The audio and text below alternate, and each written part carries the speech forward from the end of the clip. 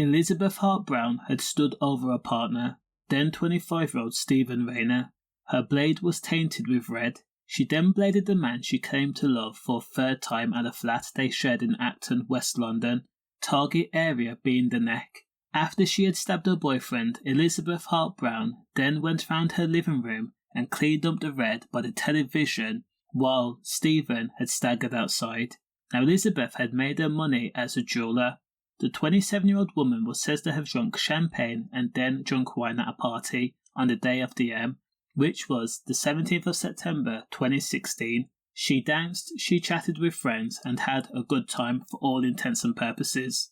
However, the pleasant festivities was marred by a row between Elizabeth and Stephen. The couple had invested 6 years into each other.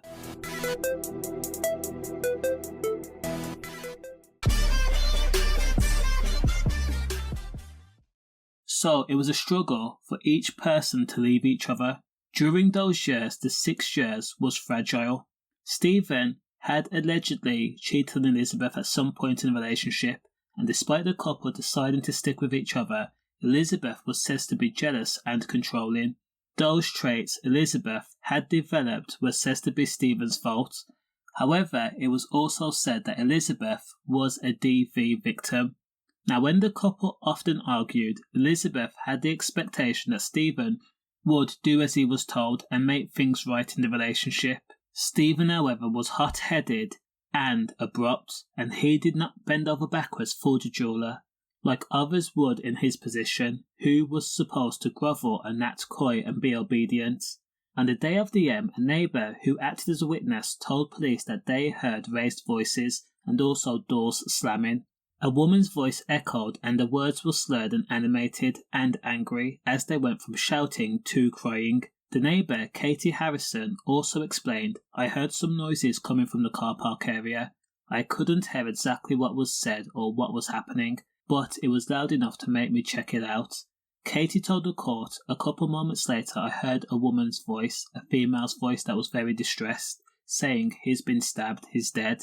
Katie described how she then put on her shoes and then ran outside. The first thing Katie noticed was 25-year-old Stephen Raynor on the floor, covered in red, and it was still spilling around him. Katie then says there was a young lady, taken to be Elizabeth Hart Browne, who was leaning over him holding his neck. When another neighbour went outside to see what the commotion was about, he explained how he saw Katie trying to give an unmoving, completely still Stephen Raynor CPR and trying to give emergency care. Ambulance and police had already been called and they were dispatched to the scene. Elizabeth was said to have been in a fog, sitting on the steps repeating the words, "What have I done? What have I done? What have I done? What have I done?" The Met arrived on the scene. Elizabeth admitted to the right there and then, after allegedly telling police officers that she had bladed Stephen Raynor, but she did not mean to do it. "I'm so sorry," she said. Police immediately told Elizabeth to stand up. Her hands were placed behind her back, she was placed in handcuffs and then led away to a waiting police car before being taken into police custody at Acton police station.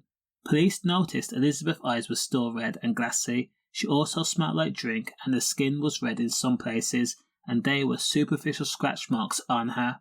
Elizabeth was barefoot at the time and only had one earring in her ear. Now, when police interviewed Elizabeth, Elizabeth had explained that Stephen and herself had got into a heated argument over something silly. Elizabeth said Stephen, who was bigger than Elizabeth, had bored his hands into a fist and then struck her. When Elizabeth attempted to retreat, she was then kept in place by Stephen Raynor. Stephen had actually held Elizabeth by the neck in a vice-like grip.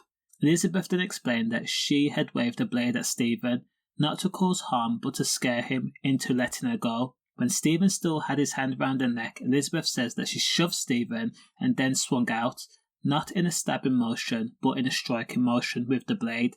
Elizabeth says that this was unintentional. She had an actual real fear that he was going to K her. And again, there was incidences where hands and feet were used in the relationship. However, Stephen had been bladed 3 times, and all 3 wounds were deep. He had even been bladed in the neck. Now, it was said for some reason a blade had been in the living room, which was where Elizabeth had picked it up from.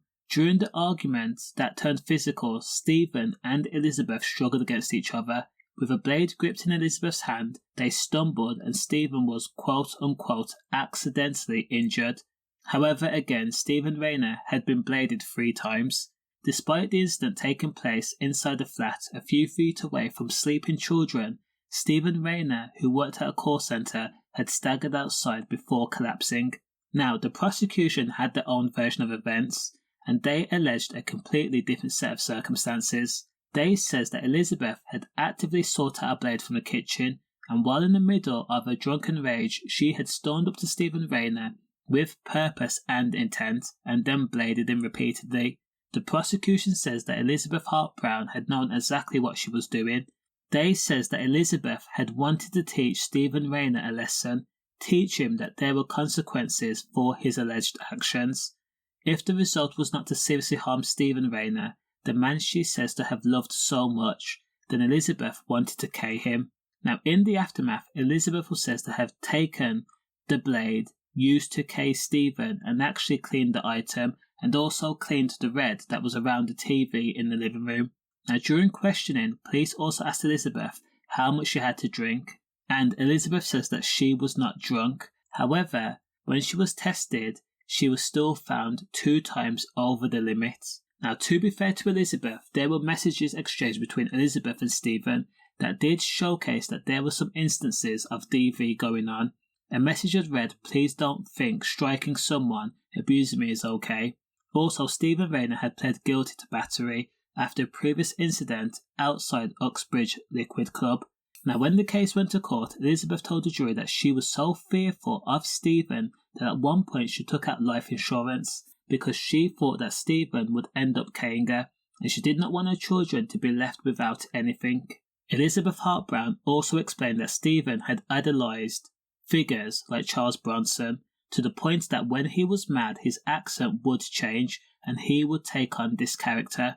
His persona would also differ, and it was as though his rage would make him instantly bigger, and she was in fear of him. Despite Elizabeth being charged with DM, and it was accepted that she had bladed Stephen Raynor, the cause of death being the neck, and the fact that in the aftermath Elizabeth had cleaned the blade and also washed away the red that was spilled in the living room and by the TV area, the jury took 16 hours roughly to find her not guilty of DM. Elizabeth was instantly a free woman, and she was able to leave the Old Bailey and continue with the rest of her life, albeit without her children. After she made no comment on the verdict, she just left in a waiting taxi.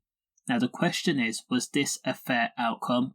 Let me know your thoughts in the comments. Stay safe.